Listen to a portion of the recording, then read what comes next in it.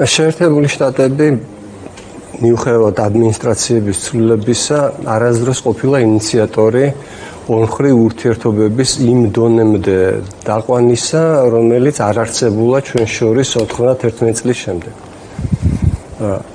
სამხრივად ივანიშვილის პირადი ახირების შედეგი იყო ის, რომ სტრატეგიული პარტნიორობიდან შეერთებული შტატები გადავიდა მისთვის გაურკვეველ წარმოუდგენელ თავდაცვით პოზიციაზე საქართველოსთან მიმართებაში, მაშინ როდესაც აქედან მის მიმართ ისმოდა წყელვა-კრულვა.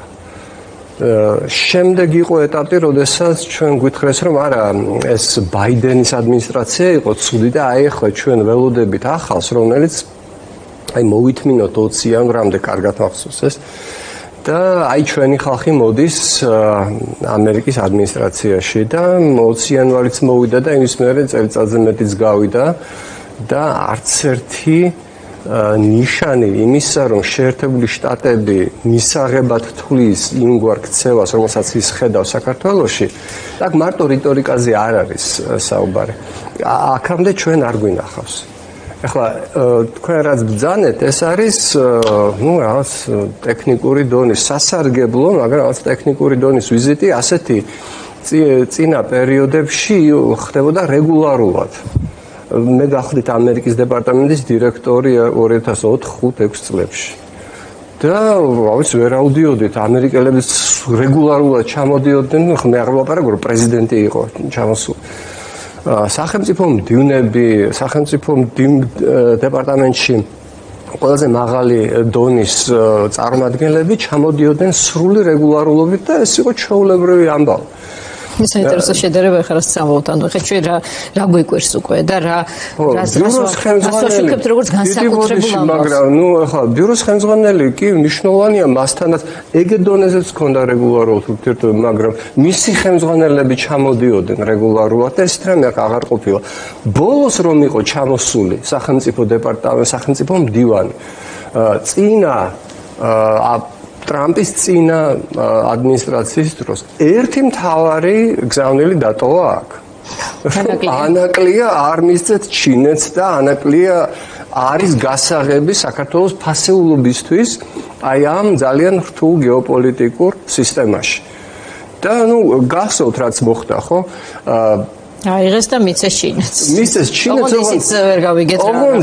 ოღონდ ეს ყოველთვის უნდა გწოდონ და კარგად რომ ჩინეთი საქართველოში რუსეთის ინტერესებს არ გადაფარავს, უკეთეს შემთხვევაში მოიქცევა რუსეთთან შეთანხმებით, ჩინეთი თulis საქართველოს რუსეთის უკანაღობეთ, აი მაგალითად ცენტრალურ აზიაში ჩინეთი ბევრად უფრო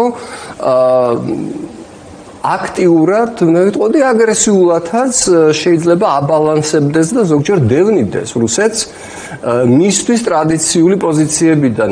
ჩინეთის ხელმძღვანელობამ პირდაპირ და გარკვევით განაცხადა, რომ არანაირი ყაზახეთში, სამხრეთ ციმბირის და რაღაც ასეთი პროექტები დაშვებული არ იქნება.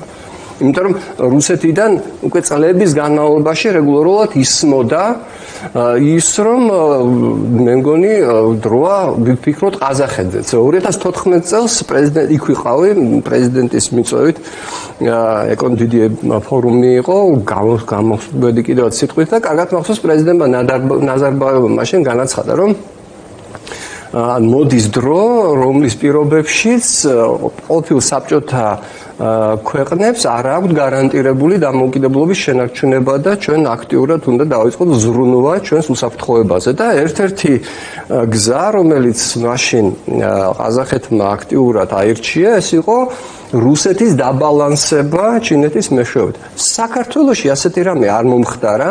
აი ყველა ის პროექტი, რომელიც ზოგჯერ ჩვენმა მაყურებელმა შეიძლება დაინახოს, რუსეთის ავტობანზე მიდის და იქ ჩინელები აშენებენ იმას, არც ერთი არ არის ჩინური პროექტი. ყველა ეს არის ევროპული, დასავლური ფულით კეთდება ეს და ეს ხელისუფლება უბრალოდ ხელფასს უხდის იმ ჩინურ კომპანიებს, რომლებიც ფიზიკურად ამას აკეთებენ. როგორ აკეთებენ კიდე და რა ხარისხი? მეორე საკითხია, თავი გამოთ მე იმას ვამბობ, რომ ჩინეთს აქამდე არც ერთი დიდი ინვესტიცია საქართველოში არ განუხორციელებია, ეს ერთი.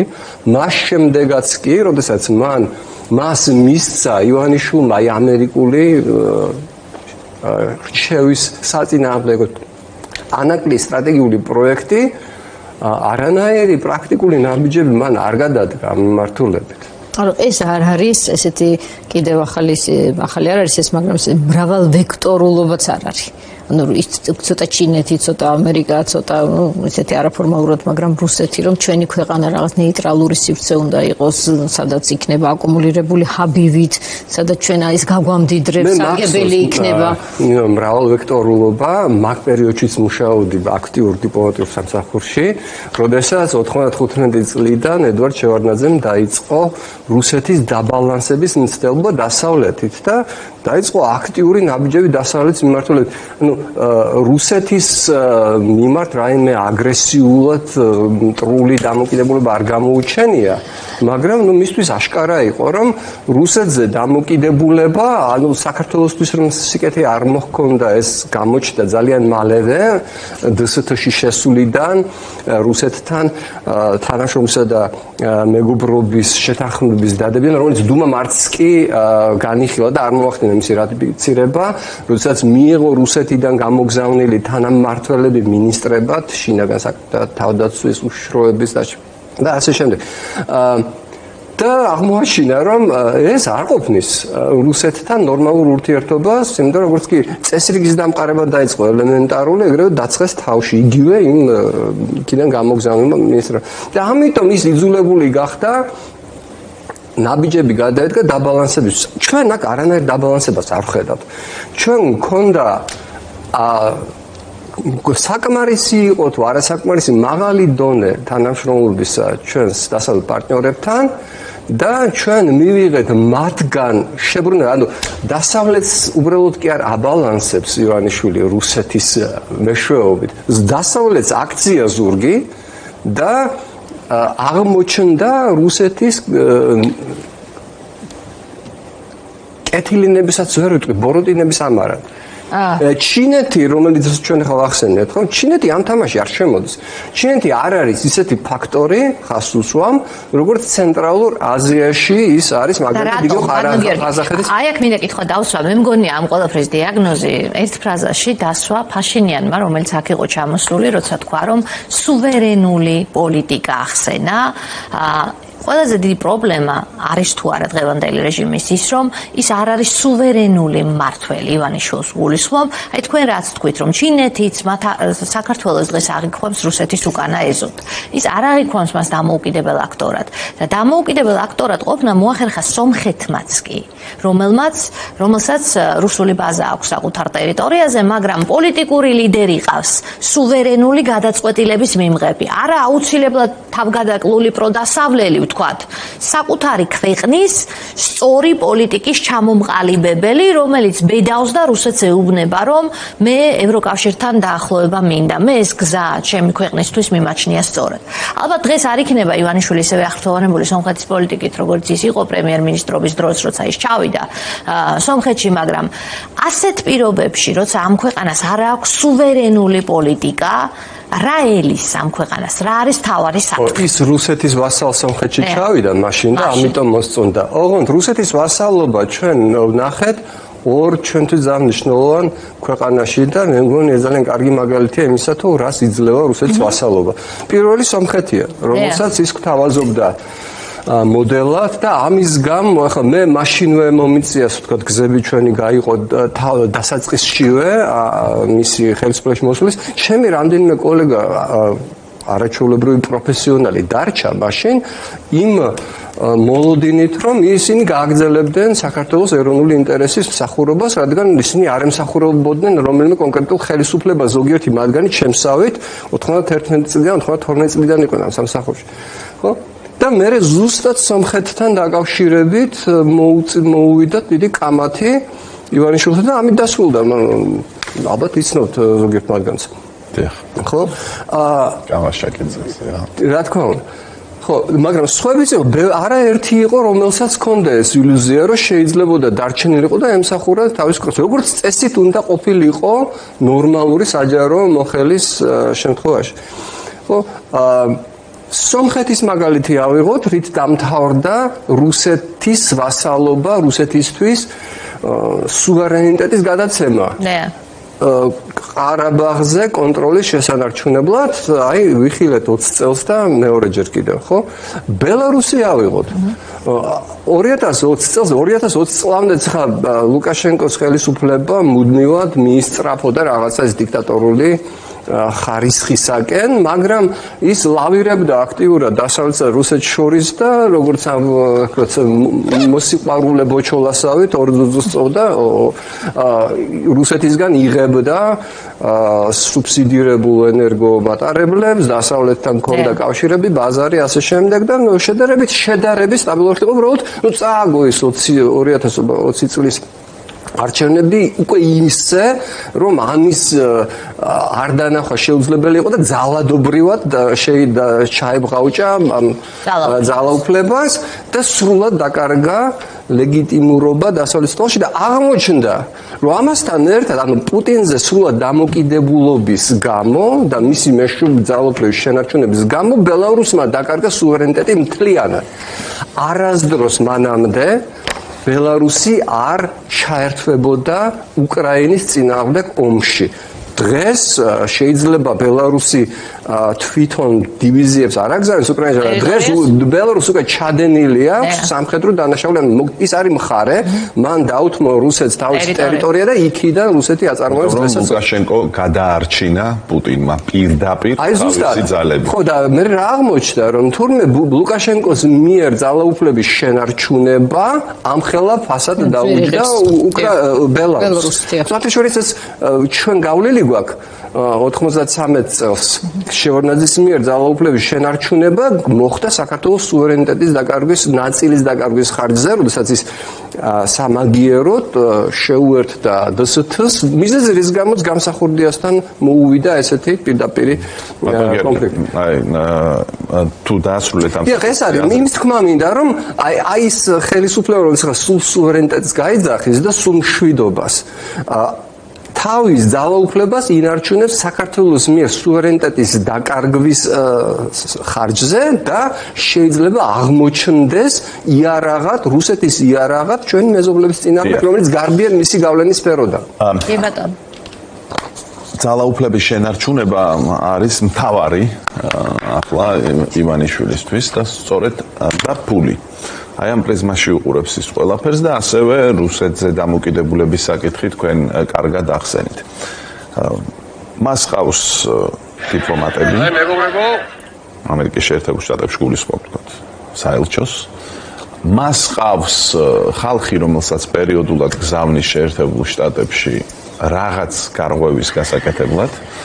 მას აქვს ბევრი ფული და მუშაობს ლობისტების საშუალებით, ასევე გარკვეული კონტაქტები, რომელიც აი ლობისტებთან ერთად რაღაც არაფორმალური კონტაქტები კიდევ როგორც ჩანს არსებობს. ჩემი შეკითხვა ასეთია: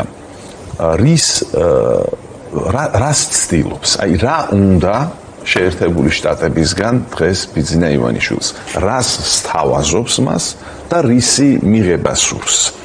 მიღება სურს აღიარების და დარწმუნებული ვარ, რომ თავარი გზავნილი, რომელსაც მისი ლობისტები გავრცელებენ, დარწმუნებული კი არ ვარ, ვიცი, არის რომ რას გადაეკიდეთ ამ ოლიგარქს, რამდენ სხვა ცუდ ოლიგარქთან და დიქტატორთან გვაქვს ნორმალური ურთიერთობა. ოღონდ ტრამპის ადმინისტრაციიდან შემხედრი კითხვა არის და რაში გვჭირდება? აი მაგალითად ჩვენ ახლო აღმოსავლეთის ყურის დიქტატურები გვჭირდება ეკონომიკური ინტერესების გამო მილიარდობით ინვესტიციას დებენ შეერთებული შტატების ეკონომიკაში, რაღაც 9 ტრილიონიან ინვესტიციაზე არ თქვა საუდის არაბეთთან ლაპარაკი.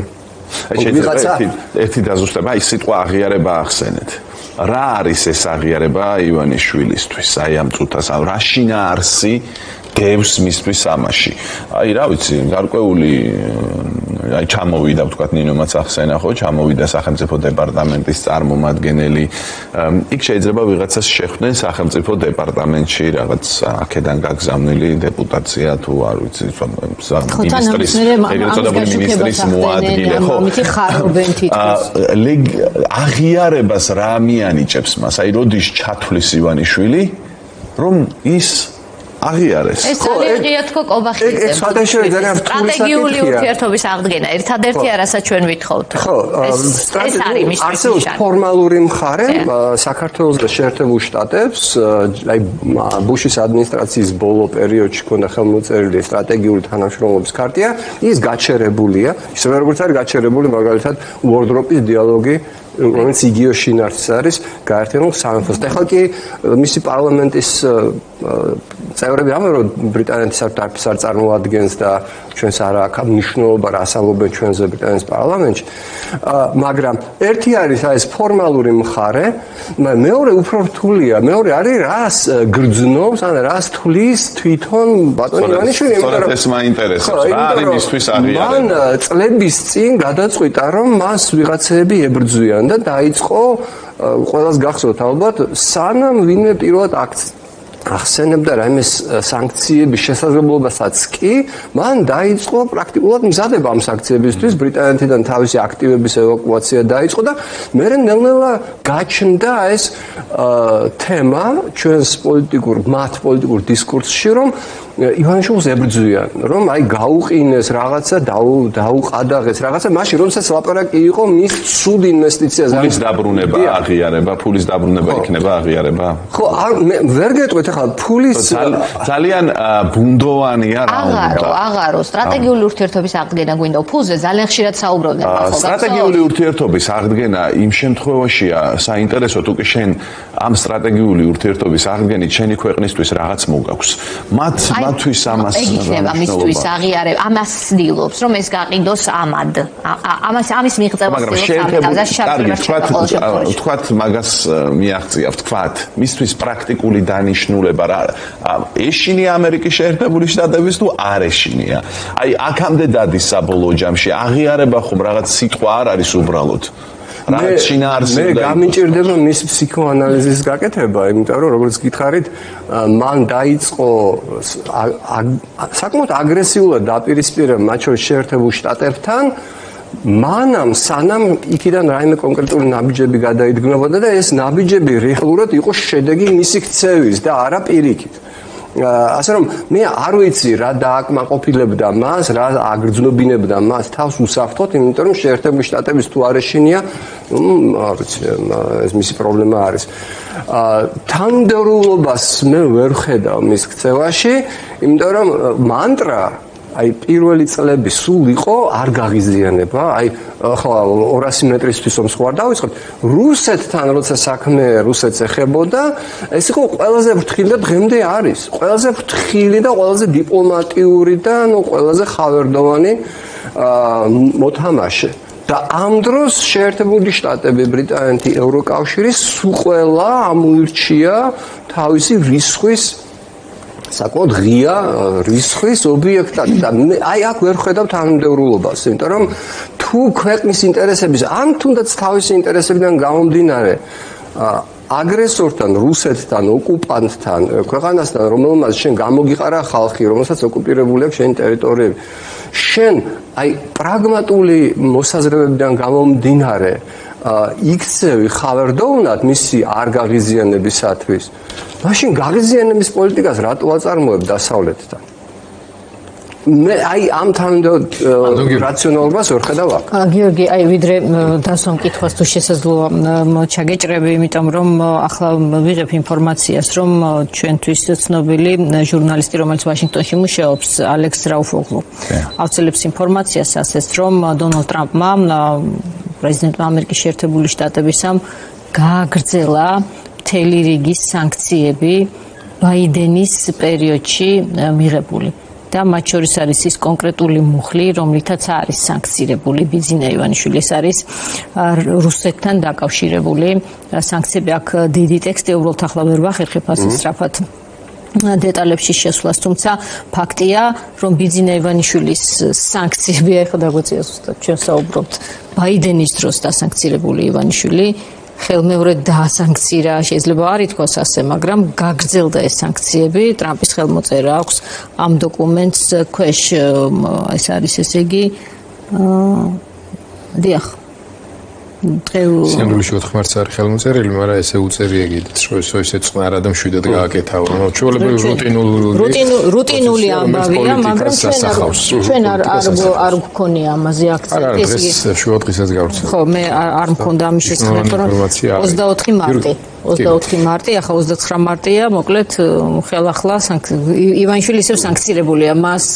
ის არ ამოუღია და არ აქვს პერსპექტივა ამ სანქციებიდან ამ ეტაპზე ამოსვლის ტრამპის ურთიერთობის შეჩერება მოხდა 2 დღეში 28 ნოემბრის გაცხადებიდან კობახიძის მხრიდან, რაც უსაფუძვლოდ არ დაბრუნდება თუ არ გადადგამს ივანიშვილი ნაბიჯებს ამ მიმართულებით.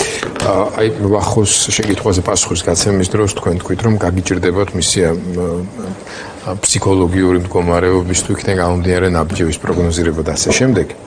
მაგრამ რაც თქვენ ნამდვილად არ გაგიჭირდებათ, ეს არის გარკვეული დასკვნების გამოტანა იმ ცოდნიდან და პროფესიული გამოცდილებიდან, რომელიც თქვენ როგორც დიპლომატ ელჩს ბრიტანული პოლიტიკური სისტემის ფუნქციონირებაზე დაკვირვებით დაგიგროვდათ. ამ მხრივ ერთ-ერთი საუკეთესო მცოდნე ხართ საქართველოში და ზუსტად ამიტომ მინდა თქვენ კითხოთ ეს. ბრიტანეთმა აიღო გარკვეული ლიდერის პოზიცია სასანქციო პოლიტიკის დინამიკაში გარკვეულწილად ბოლო თვეების განმავლობაში. და უკვე მიღებულ გადაწყვეტილებებს ახლა რომელიც ეხებოდა რამდენიმე პროპაგანდისტული არხის დასანქცირებას, მანამდე კიდევ რამდენიმე პარლამენტის წევრი და სხვა პირები დასანქცირდნენ.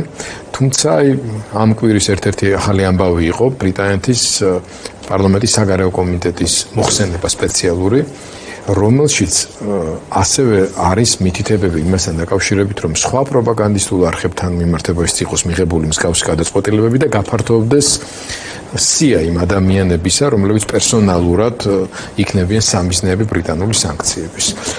რას ატყობთ ამ დინამიკაში თქვენ? ეს არის უკვე სისტემური, ანუ პოლიტიკა ჩამოყალიბდა და დაიწყო სისტემური მუშაობა, თუ ისინი დაელოდებიან თავიანთი სხვა დასავლელი პარტნიორი სახელმწიფოების ნაბიჯებს ამ კუთხით? ბრიტანეთი დამოუკიდებლად მოქმედებს ერთი ლოგიკით მოქმედებს ევროკავშირთან, მაგრამ მისგან დამოუკიდებლად იმ თვალსაზრისით, რომ ზოგიერთ შემთხვევაში ევროკავშირი წინ აწყდება ხოლმე, თქვათ, უნგრეთის ლობირებას და ბრიტანეთს ეს არ ზღუდავს. მაგრამ თქვენ სწორად აღნიშნეთ, რომ პროცესში უნდა განვიხილოთ ეს, იმიტომ რომ მოხერხება უნდა და ბრიტანეთის მომართვას ამდენად აქტიურ, ასე ვთქვათ, ტალღაზე დაყენებას. ბრიტანეთი ყველაზე დიდხანს, ყველაზე დიდი მოთმინებით უყურებდა აი იმ მიზანმიმართულ და თანმიმდევრულ უკუსლას, როგორც შიდა დემოკრატიულ პროცესებში საქართველოში, ისე მის მოქმედებებს საერთაშორისო ასპარეზზე, მათ შორის ბრიტანეთთან მიმართებაში. ყველაზე უფრო კონსერვატიულად შეხვდა საქართველოში, თუმცა ყველაზე დიდხანს აცალა. ძალიან დიდი ხნის განმავლობაში ბრიტანეთის ხელისუფლებები და შეიცვალა ამ 14 წლის განმავლობაში ორჯერ აგზავნიდნენ საქართველოში ხან ეკონომიკურ, ხან სხვადასხვა მისიებს და სულ იყო ამ გამართლება, ისე რომ აი მოდით მივცეთ საშუალება, რომ პროცესმა ჩვენთან ურთიერთობამ რაღაცნაირად შემოაბრუნოს. ბრიტანეთი იყო ინიციატორი 2013 წლის შემდეგ, ანუ ამ ხელისუფლების მოსვლის შემდეგ ვორდროპის დიალოგისა. მე მონაწილეობდი კონსულტაციებში, მაგრამ ჩემ დროს ეს მაშინ ვერ მოესწრო და 2013 წლიდან ბრიტანულმა მხარემ თავად შემოიღო ინიციატივა აი ამ სტრატეგიული თანამშრომლობისა. ოღონდ მაშინვე იყო კითხვები და მაშინ იყო ნიშნები. აი როგორც ახლა უკვე რამდენი ხანია, არ ვიცი, არ არის ელჩი ლონდონში. ჩემი გამოწვევის შემდეგ 2013 წლის დასაწყისში წელიწადნახევარი არ ყავდა საქართველოს ელჩი. ბრიტანეთმა ამ პერიოდში ცალმხრივად აი ეს ინიციატივა გამოიჩინა და ძალიან დიდხანს მუდმივად გზავნილები იყო, ნაბიჯები იყო რომელიც მიანიშნებდა, რომ ისინი არიან კეთილგანწყობილი, მათ შორის ამ ხელისუფლების მიმართ და აი ამ მდგომარეობამდე საქმის მიყვანა სჭირდებოდა ხალხოსნო და მიზან მიმართული ძალისხმევა. ძნელია რომ ბრიტანელები შეაბრუნო რაღაცა დამოკიდებულებიდან და აქტიური ნაბიჯები გადაადგმეინო, რომელსაც ახლა ჩვენ ხედავთ. ეს არის სულ უჩვეული, მაგრამ სამწუხაროდ მიზანმიმართული ქმედებების შედეგი. დამძიმდება. თქვენი პროგნოზი როგორია, რომ ჩვენ გვაინტერესებს როგორ გაგრძელდება ეს? იქ რაც ანგარიში წერია. ეს უბრალოდ მოსაზრებების ასე ვთქვათ თავმოყრა არის თუ აი ამ აი ეს მოსაზრებები საბოლოო ჯამში ყოველთვის გადაითარგმნება ხოლმე კონკრეტულ ქმედებებში. ანუ ეს არ არის წერტილი, სადაც გაჩერდება ეს ბრიტანული სანქციები. მე ესე მგონი. მისი კოორდინაცია აი მაგ მოწოდებებში, ასე ვთქვათ, მთავრობის მიმართ, კანონმდებლების მოწოდებებში, ბრიტანეთის მთავრობის მიმართ არის ასეთი აქცენტი, რომ ძლიერი კოორდინაცია უნდა იყოს ევროკავშირთან. ანუ ევროკავშირის ევროპარლამენტის ასე ვთქვათ შეფასებებისგან მოწყვეტილი არ არის ის, რაც როგორც უნდა იმოქმედოს ბრიტანეთმა, მიუხედავად იმისა, რომ ბრიტანეთი კარგახანია არ არის ევროკავშირის წევრი ქვეყანა. ამ თვალსაზრისით რაღაც სერიოზული კომუნიკაცია საქართველოს საკითხზე, როგორც ჩანს, არსებობს. რა ურთიერთ გავლენა აქვს ერთმანეთზე ერთი მხრივ ევროკავშირში საქართველოსადმი დამოკიდებულებებს, მოკლედ ბრიუსელი, ლონდონი, ვაშინგტონი საქართველოს საკითხთან დაკავშირებით. არიან რაიმე კოორდინაციაში თქვენი ინფორმაციით ან თქვენი მოსაზრებით თუ ეს სამი დიდი მოთამაშე ცალ-ცალკე მოქმედებს თავის შეხედულების. მე ვერ ვიტყვი კონკრეტულად რამდენად ინტენსიურად ან საერთოდ თუ ახდენენ კოორდინაციას ბრიუსელი და ვაშინგტონი აი ასეთ საკითხებზე. ზუსტად შემიძლია გითხრათ სამაგიეროდ რომ ლონდონი და ბრიუსელი მუშაობენ ძალიან მჭიდროდ. სხვათაშორის ეს ზოგჯერ იძულებით თანამშრომლობათაც განიხილება და ის ეხება არა მარტო ბრიტანეთის შემოbrunებას ევროკავშირისგან, არამედ რადგან აღმოჩნდა რომ სულეთ აშკარად რომ ბრექსიტის შედეგები შორს ცდება და არ ემთხვევა იმას, რასაც ელოდნენ მისგან, მაგრამ დღეს სულეთ აშკარად არის აქტიური ლაპარაკი და ნაბიჯებს დგამს გაერთიანებული სამეფო ევროკავშირთან ყველა უსაფრთხოების თავდაცვის და ზოგადად საგარეო პოლიტიკის კოორდინაციისთვის. შესაბამისად, საქართველოს საკითხი არის კოორდინირებული ევროკავშირსა და გაერთიანებულ სამეფოს შორის, როგორც ვთქვი, ზოგ შემთხვევაში ევროკავშირი შეზღუდული არის კონკრეტული ნაბიჯების გადადგმაში ბუდაპეშტის პოზიციის გამო. აი ვნახოთ 12 აპრილის მერე რა ვითარება გვექნება უნგრეთში საპარლამენტო არჩევნების შემდეგ. მაგრამ ის, რასაც ჩვენ ვისმენთ ბრიტანეთის პარლამენტში და შემდეგ ხედავთ ხოლმე გარკვეული ნაბიჯების სახით Foreign Office-ის თუ ზოგადად ბრიტანული მთავრობის მხრიდან, დიახ, ეს ასახავს კოორდინირებულ დამოკიდებულებას ევროკავშირთან. სხვაჩარის ჩემი წინა შეკითხვის მეორე მხარეც არსებობს და გვაქვს მე მგონი ცოტა დრო და მინდა ამაზეც გკითხოთ. მე დაგისვით შეკითხვა იმის შესახებ, რა უნდა ივანიშვილს შეერთებული შტატები და რას ჩათვლის ის აღიარებად. ამ თემაზე საუბრისას თქვენ თქვით და ახსენეთ შეერთებული შტატების დამოკიდებულება ივანიშვილის მიმართ. რა შეიძლება იყოს ის მოდელი, როდესაც ივანიშვილით სერიოზულად შეიძლება დაინტერესდეს ვაშინგტონი, რომ აი რაღაც მოდელი არსებობს, რასაც ეს კაცი გვთავაზობს და იქნებ იყოს ჩვენს ინტერესებში. გამოცდილება არსებობს ამისი და თუ შეუძლია მაგალითად. მოდი მივაქციოთ ყურადღება. მოდი აჩუქოს მაგალითად 400 მილიონიანი თვითმფრინავი და შეიძლება ტრამპის ყურადღება მიიქციოს. აი ჩემი უფასო რჩევა. გაგირჩევა.